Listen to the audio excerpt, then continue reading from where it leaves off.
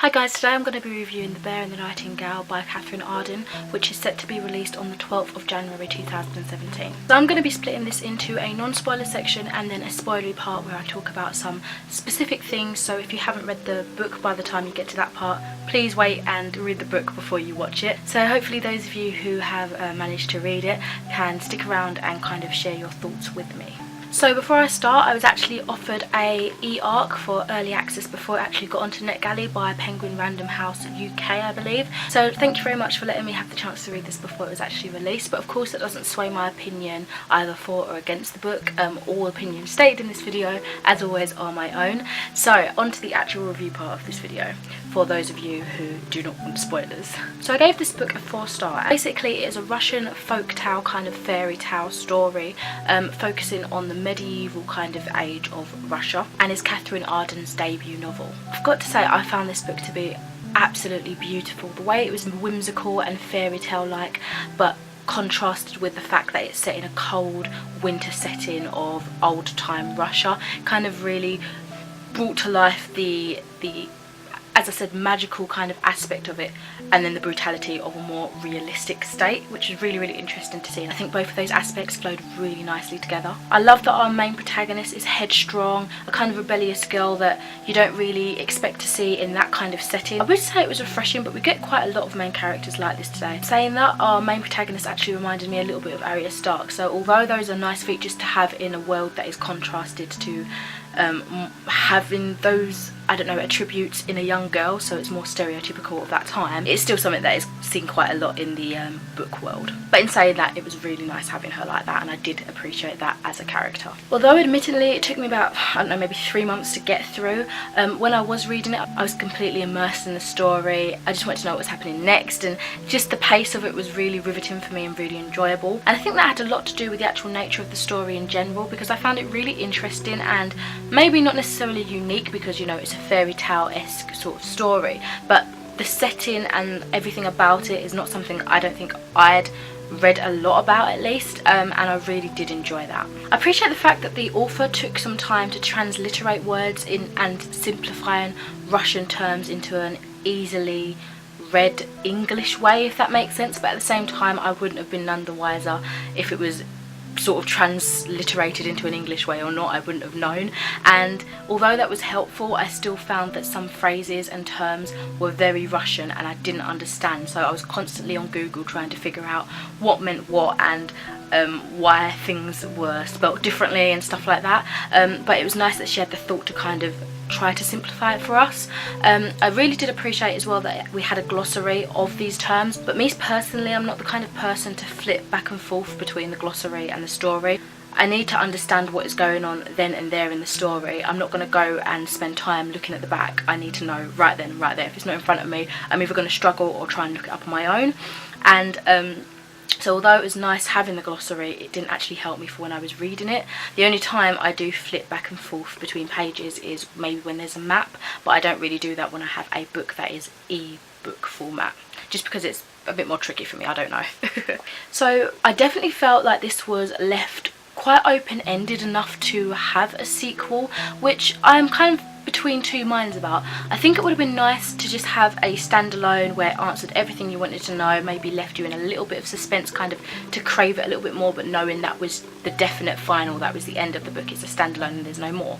But there does seem to be a feel of unanswered questions and, you know, a hint at perhaps there will be more books in a series, perhaps, maybe a duology. So although I would have preferred a standalone, I do think it will be nice to have at least one other book just to wrap up everything, maybe answer questions that I still have, and just to round off everything nicely. But for now I am satisfied with the beautiful way this book was done. I think it was an astounding debut novel, really well thought out, really well delivered, and I can't wait to see more from Katherine Arden. I think she's going to be one of those gems in the kind of maybe mystical fantasy world. So yeah, looking out for more of her books. So that is it for this non-spoiler section. If you have had the chance to read this and you want to know more in-depth thoughts about what I thought about specific parts of the book, then please carry on watching. If you haven't, read the book, come back and share your thoughts with me.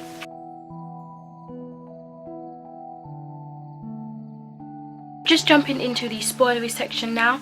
Early on, I didn't really find any of the characters to be, I don't know, relatable or particularly intriguing to me, aside from Marina, because she was a very influential character in the first kind of section of the book. Other than that, I was struggling to find connections with any of like the children or anything like that. I also actually struggled because I found the majority of the children to be really unlikable and difficult to remember, especially with the amount of different nicknames that they had. Over time, I grew to understand their different personalities, grew to like them more, some more than others of course, and the confusion of nicknames became increasingly more tolerable and less of a problem for me. I do understand that the different names that characters had, like the multiple names they had, was probably some sort of show or sense of affection that was maybe deep rooted in that culture at the time. I'm not sure if it's still a relevant thing this day. So I enjoyed it for that aspect, but in the very beginning it was really tricky trying to grasp names, especially when they had so many different names and then there was quite a few characters to keep track of. It was just a little bit confusing at first, but you know,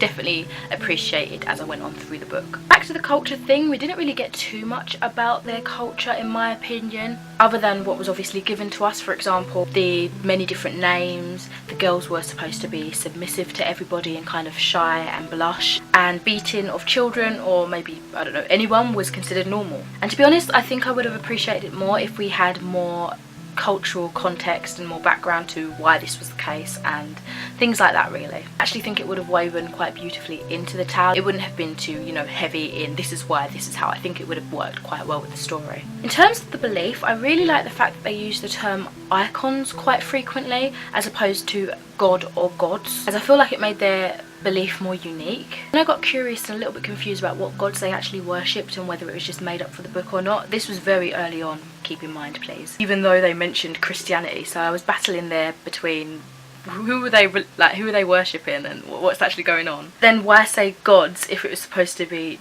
Christianity religion? Of course some of this kind of made sense when they started talking about the older gods and like the spirits and everything like that, but it was very confusing at the very beginning. I did get clarification about 30% of the way in when they were mentioning the Holy Trinity and Virgin Mary and stuff like that being the icons, but you know, I was initially very confused. There were quite a few times when eyes looked over Vajja here and there, which made me a little bit uncomfortable because I was told repeatedly, you know, through the narration of the book that she is only a child. There were hints to her actual age, and I'm sure if I paid enough attention, considering the time span of the book and certain events and stuff, I would have worked out her age, but I didn't have enough concentration to do that, and so I was left in the dark at how old she actually was. But in my mind, she's at least, you know, early teens, like 13, maybe 14 or something. Saying that, I would have liked better clarification for all of the main characters' ages really, so I can better imagine them in my head and have better judgment of whether something was, I guess, morally correct or whether something said or done to someone else was appropriate for their age range. And I think having that information would have made me better able to judge what was going on more critically, specifically when we're thinking about the time period this was set in. So I just want to jump into a specific scene quickly before I go in and talk about characters and kind of wrap up the rest of the video. So Peter witnessing the battle with the bear. I honestly wasn't sure about the epic battle scene being shown through the eyes of Peter. I don't know if I'm pronouncing these names correctly, by the way, so do excuse me if I'm wrong. I think I would have preferred the usual point of view because seeing it from Peter's eyes made me feel a little bit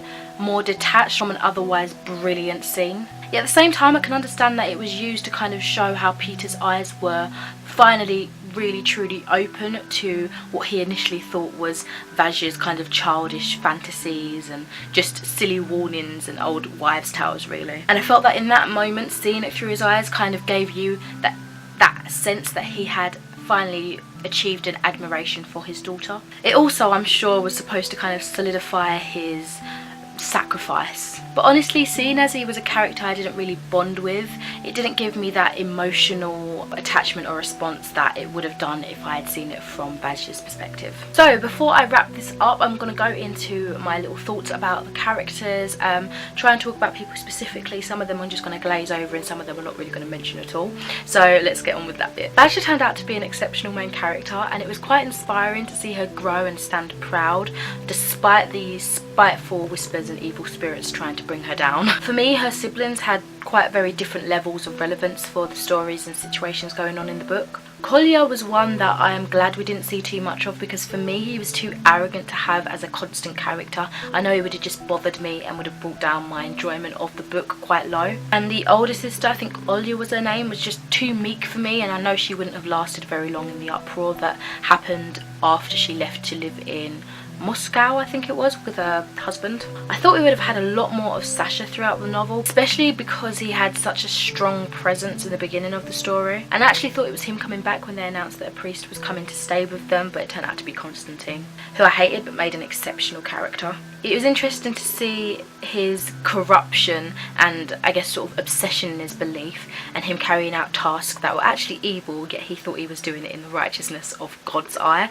So that was really interesting to kind of see him crumble pretty much, because his whole sin to him was loving, I guess, Vajja, or having some sort of feeling to her, but he knew that she was some sort of witch, as they kept calling her. So it was a really interesting character arc for his part there. Alyosha was amazing, and he's definitely one of my favourite side characters by far in this story. I just loved that he was with his sister through everything, usually with no questions asked. And the best thing really about him was the fact that he had such loyalty and trust in his sister, regardless of what people were saying about her. Irina was another character I didn't really care for, but I loved the fact that she loved Vajja despite the hatred her mother had for her. And speaking of her mother, Anna was just a bloody wreck. A great character that perfectly represented the opposite of Vajja. In everything really, like strength. It was a wonderful display of what Vajja could have been had she gone ahead and shunned her powers and thought herself mad, and kind of, if she developed the fright of the spirits that were actually trying to help her. It was a nice contrast to see between those two characters there. Peter, the father, I didn't really connect with and wasn't really too fussed about him, but he definitely had a important role in the story, so it was clearly quite needed. Marina just sounded wonderful. She almost had the kind of magical feel that I think it was her mother, or was it her grandmother, had. So she almost felt like a fantasy, like a fairy tale within a fairy tale, if that made sense, because we didn't really have too much about her, and what we did know was kind of very little. I actually thought Vajja would have gotten some ghostly guidance from her being her mother and everything, but maybe that would have been a little bit too cliche. In any case, she got enough help from the spirits around her, surrounding the house and the stables and all that. Morozko was very interesting, him being like the Russian interpretation of Jack Frost, and I would have liked to know a bit more about him and his struggle with his twin brother the bear, and more about that story, which I think we'd definitely see more if there is a sequel, or more in a series potentially. So overall, I think this was an exceptional fairy tale story. I did have a few questions, a few little nitbits that I wanted to pick out, but overall thoroughly enjoyed this story. I gave it 4 stars, as I've already said, I believe, and I would totally recommend this. I hope you've enjoyed it too, and thank you so much for watching my video. Take care, bye.